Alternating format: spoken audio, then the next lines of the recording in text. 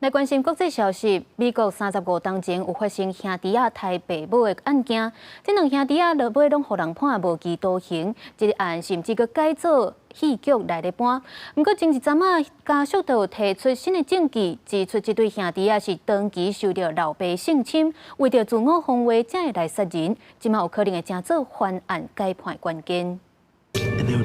由 Netflix 所制作的剧集《怪物》。以美国真实发生的人伦比较，梅内德斯兄弟太相亲的案件做故事的主轴。伫这群杀出大家真期待第二季，故事内容是讲到自古巴移民过来、出来真好呀家庭两个兄弟，1989年伫美国比佛利山庄的厝内杀死爸母，被判处无期徒刑，终身袂当假释。因讲是因为长期和老爸伫咧心理、情感加性虐待。所以，杀死爸母完全是因为自我防卫。一个被关30多年了，因有希望会当变案。家属提供新的证据，显示这个做大兄的捌写过一张批，内面有讲到，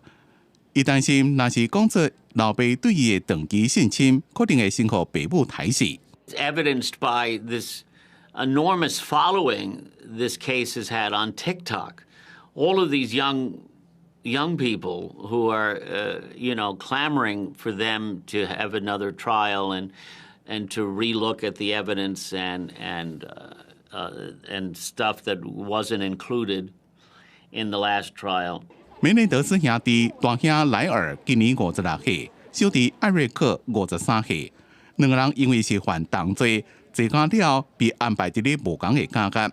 伫这段期间，两个人拢被禁止敲电话。只个人靠着写批联络，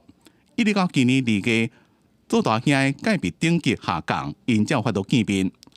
洛杉矶的检察官李士讲，将会重新对这对兄弟量刑，也希望因会当伫咧今年的感恩节之前被假释。We are going to recommend to the court that the life without the possibility of parole be removed, and that they would be sentenced for murder, which, because there are 2 murders involved. That will be 50 years to life. However, because of their age, under the law, since they were under 26 years of age at the time that these crimes occurred, they will be eligible for parole immediately. 伫这群洛杉矶检察官贾斯孔也伫 IG 顶头公布一张做小弟的伫咧台人进前9个月小号表小弟卡诺的批，内面又讲到。因老爸自伊细汉的时阵就长期甲伊性侵，